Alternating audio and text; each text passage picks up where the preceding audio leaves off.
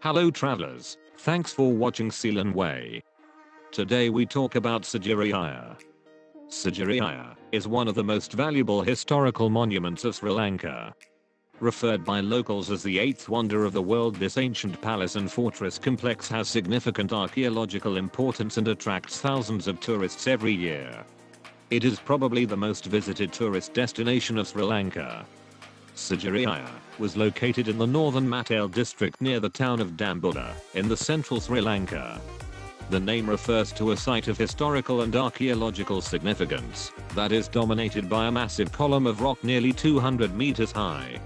Laus Rinavas and Miranda Obaseka described Sigiriya as a post-historical archaeology turning point of Ravana. According to them, Sigiriya may be the Alaka Mandapa that was built up before 50 centuries ago by King Kuvera, who was the half-brother of Ravana, as described in the Ramayana. The on top of Sigiriya was built by King Kasayapa, who ruled from 477 to 495 CE, chooses this as his royal residence as he was worried of potential attacks from his brother Moggallana, the rightful heir to the throne. From atop of Sigiriya, he had unobstructed views of the surrounding area. Western civilization rediscovered Sigiriya in 1831 when British Army Major Jonathan Forbes of the 78th Highlanders discovered the bush-covered summit of Sigiriya on a horseback trip across the island. In the 1890s, archaeologist H.C.P. Bell spent some time at Sigiriya, overseeing a small dig and research operation. Places to visit in Sigiriya: the water gardens, framing the main western approach to the rock. The well-preserved water gardens are like a tiny piece of Versailles transported to ancient Sri Lanka, with carefully tended lawns dotted with symmetrically arranged ponds, water channels and diminutive fountains. The Boulder Gardens. The Boulder Gardens present a striking contrast to the classical symmetry of the water gardens, comprising a small swathe of picturesque forest, with winding pathways twisting between huge boulders and through quaint rock arches.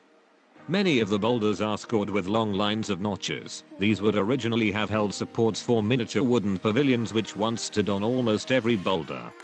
The Boulder Gardens are where the monks of Sigiriya lived, and numerous mementos of this ancient religious community can still be seen amongst the various rocks and cave shelters. Sigiriya damsels, an incongruous pair of Victorian-era spiral metal staircases lead up to a sheltered recess in the rock and the home of Sigiriya's single most celebrated site, the so-called Sigiriya damsels.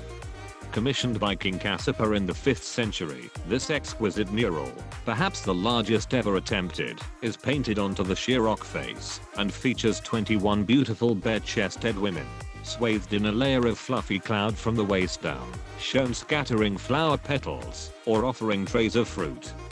The paintings are quite unlike anything else in Sri Lanka, whose artists have usually preferred to concentrate on the highly stylized depiction of Buddhist religious themes.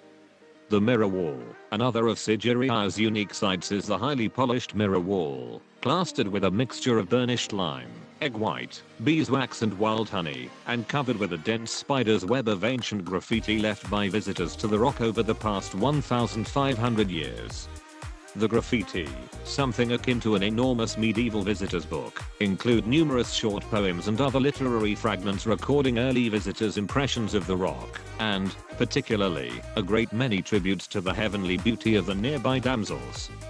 The oldest graffiti date back to the 7th century. The palace and fortress complex are recognized as one of the finest examples of ancient urban planning. Considering the uniqueness of Sigiriya, UNESCO declared it a World Heritage Site in 1982.